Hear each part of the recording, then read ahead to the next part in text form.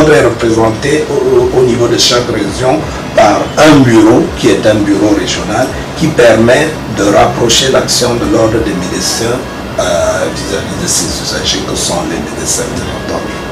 On a acquis à Douala un terrain de 450 mètres carrés en face de l'aéroport international de Douala et nous avons un projet de R+5 pour laisser quelque chose à la postérité et c'est la même ambition partout pour que l'ordre des médecins puisse avoir une représentation partout et même d'ailleurs à travers le monde. Le président a créé avec son bureau des représentations au niveau de tout le monde entier, en Afrique, au Sénégal, en Côte d'Ivoire, en Guinée, au Gabon et j'en passe, en Europe, en Allemagne, en Grande-Bretagne, au Luxembourg, aux États-Unis, etc. Raison de plus pour accepter d'explorer de nouveaux horizons et parmi les challenges qui s'offrent à lui figure une décentralisation approfondie. Donner un peu plus de pouvoir aux organes régionaux pour que les gens ne soient pas obligés de revenir à Yaoundé pour un certain nombre de formalités ou bien de services qu'ils veulent obtenir de l'ordre. Je pense que si nous arrivons à faire cela, ça va beaucoup plus fluidifier les choses et ça va faciliter la tâche aux médecins. Le premier défi, c'est la décentralisation. L'ordre ne peut plus continuer à rester monolithique, il doit absolument se décentraliser et obéir à la réforme de l'État. La deuxième réforme, c'est que l'ordre des médecins doit absolument et obligatoirement porter la responsabilité de la formation médicale continue. Le partenaire gouvernemental qui est le ministère de la Santé a sa part dans cette nécessaire formation médicale continue, mais l'ordre des médecins, pour continuer à assurer la continuité de la qualité de la formation, sur le plan des connaissances, sur le plan des attitudes et sur le plan moral, éthique, ne peut pas se libérer de cette obligation d'assurer et de veiller à ce que cette formation continue se fasse de manière absolument traçable, de manière absolument rigoureuse, parce que, comme vous le savez, dans tous les pays du monde, lorsque l'État veut de bons médecins, il veille à ce que leur formation continue soit aussi rigoureuse que possible. On doit insister que toutes les communiqués qui sortent de l'Ordre national des médecins soient en anglais et en français au même moment. Deuxièmement, il faut que toutes les fiches de l'Ordre national des médecins soient en anglais et en français. Et que dans le site de l'Ordre, c'est en anglais et en français.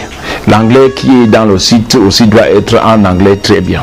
L'Ordre a essayé de voir que toute personne qui est au Cameroun, même si tu n'as pas l'argent, tu peux contribuer un peu et tu trouves un peu de la santé.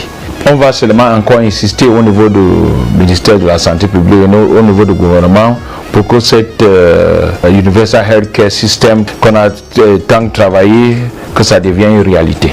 Il y a plusieurs collèges au Cameroun, des collèges de fonctionnaires, des collèges de privés laïcs, des collèges confessionnels. Il y a 3 collèges. Donc je pense qu'il faut qu'on essaie de regarder comment on peut augmenter le nombre de collèges, parce que maintenant on trouve qu'il y a des collèges des militaires, incluant les policiers et les médecins qui travaillent dans les prisons. On peut augmenter le nombre de membres de chaque collège pour que l'ordre soit beaucoup plus représentatif. C'est Bac+7 minimum, ou +8, pour avoir un doctorat d'État en médecine. Après spécialiste, 4 ans, professeur, il faut ajouter 4 ou 5 ans encore. Donc ces études exigeantes et longues. Donc il n'est pas compréhensible qu'on est à la retraite en même temps que ceux qui font des études plus courtes. Je n'ai rien contre les autres professions, mais Bac+7, ce n'est +8, ce n'est pas Bac+2, +1, c'est pas la même chose. Donc on peut penser que, étant intégré dans la fonction publique plus tard, le médecin peut avoir peut-être un prolongement, un peu comme les enseignants, comme certains corps de l'État, ou les magistrats. Le débat est là, c'est un plaidoyer que j'ai déjà eu à faire et j'ai bon espoir que cela réussira. À cela, faudra y ajouter un suivi de proximité pour les initiatives susceptibles d'aider l'ordre à sentir son évolution fulgurante. C'est le cas du statut des médecins formés à l'étranger qui souhaitent revenir exercer au terroir. La seule garantie, c'est de bien encadrer, de bien suivre et de leur donner ce qu'on a promis. Il ne faut pas promettre ce qu'on ne peut pas donner. Okay? Ceux qui sont revenus se rendent compte qu'ils ont leur petit cabinet qui marche bien ou leur clinique qui marche bien. Même comme je sais que leur famille, une partie de la famille reste là-bas, c'est pas un problème. C'est pas une mauvaise chose. S'ils repartent, l'essentiel c'est qu'ils restent au Cameroun plus de 6 mois. Pour être résident dans un pays, il faut avoir passé 6 mois plus un jour. Il y a des questions de jongler de deux côtés parce que ça entraîne à ce moment-là des petits conflits. Alors cette garantie c'est quoi? C'est qu'ils retrouvent, qu'on peut dire, les conditions d'exercice agréables. Vous savez, nous avons une bonne législation médicale. Il y en a une loi qui a été votée en 90 qui reconnaît la compétence des médecins, des pharmaciens, des chirurgiens dentistes, parce que c'est à peu près la même loi, et qui protège les médecins qui viennent. Par exemple, on ne peut pas venir me dire, bon, sortez là, je suis chez moi ici, voilà. Seule discrétion cependant, comment y parvenir et surtout, qui peut incarner cette nouvelle dynamique? Nous avons posé prioritairement la question au doyen d'âge de cette institution. Vous savez, on a l'habitude de dire qu'on ne change pas l'équipe qui gagne. Je crois que l'équipe de Dr Sanjon est en train de gagner, d'après tout ce que je vous ai dit, qu'il a déjà fait et qu'il compte faire. C'est pour ça que je suis tout à fait de ceux qui veulent qu'on laisse cette équipe-là continuer. Il a une vision futuriste et je pense qu'avec cet homme, si l'occasion lui est donnée, mais je sais malheureusement qu'il n'a plus tellement envie, mais il a tellement fait de choses que nous lui disons président, je pense que nous pouvons encore faire davantage et la jeunesse conjugue. Une question à laquelle le principal concerné ne s'est pas montré explicite, même s'il confie néanmoins ne pas vouloir laisser l'ordre dans les mains inexpertes. J'avoue, il est difficile de répondre à votre question. C'est vrai qu'on a toujours l'impression que la profession après vous c'est le déluge, mais il faudra bien que ça s'arrête. Je vais simplement vous répondre de manière indirecte que mes deux prédécesseurs sont morts en fonction. J'avoue que je ne souhaiterais pas que ce soit pareil. Donc j'aimerais qu'il y ait des gens qui émergent, des gens qui rassemblent et que je puisse passer le témoin dans de bonnes mains.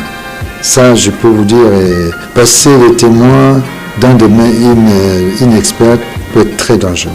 Je ne vous révèle aucun secret quand je dis que le style managérial du docteur Sanjon rencontre quelques difficultés parce que quand on prêche dans la promotion d'un certain nombre de valeurs éthiques qui sont absolument indispensables pour la qualité de la profession médicale dans un pays, ça peut susciter quelques petits remous et quelques bruits de fond. Nous avons souvent certaines difficultés parce que chaque fois qu'il y a un problème qui concerne un médecin, tout le monde espère que l'ordre va se mettre au devant. Parfois, nous ne pouvons pas le faire tout simplement parce que ce n'est pas le rôle de l'ordre des médecins. Néanmoins, on dialogue, néanmoins, on discute, néanmoins, on transmet les informations. Pour parler du calme et la paix, entre guillemets, qui règne au sein de notre institution, c'est justement tout cela. À 59 ans, le docteur Guy Sanjon semble donc avoir les faits d'âme qui militent en sa faveur en vue d'une éventuelle réélection lors du conseil ordinaire annoncé pour cette année 2021. Seulement, il préfère jouer la carte de la prudence. Une attitude peut-être inspirée de son enfance modeste, puisque fils de fonctionnaire, de surcroît médecin également à l'époque, le petit garçon aura parcouru le pays entier. Toute chose qui a forgé non seulement sa réputation d'incorruptible, mais aussi son sens de patriotisme et d'altruisme et d'homme tolérant, devenu peu à peu sa marque de fabrique. Très introduit à l'échelle nationale et internationale, celui qui fait partie des pionniers de la reproduction in vitro avec plus de 20 000 naissances à son actif est promoteur d'une structure hospitalière de référence dans son pays. Le Dr Guy Sanjon, puisqu'il s'agit de lui, a également présidé pendant 6 ans au destiné de l'association des ordres représentant les pays francophones dans le monde. Des valeurs humaines et une batterie d'expériences indéniables qui seront des observateurs avertis constituent un acquis certain susceptible d'accompagner l'ordre dans son vaste chantier de modernisation, ce qui passe inéluctablement par la continuité en implémentant un esprit sain dans un environnement sain.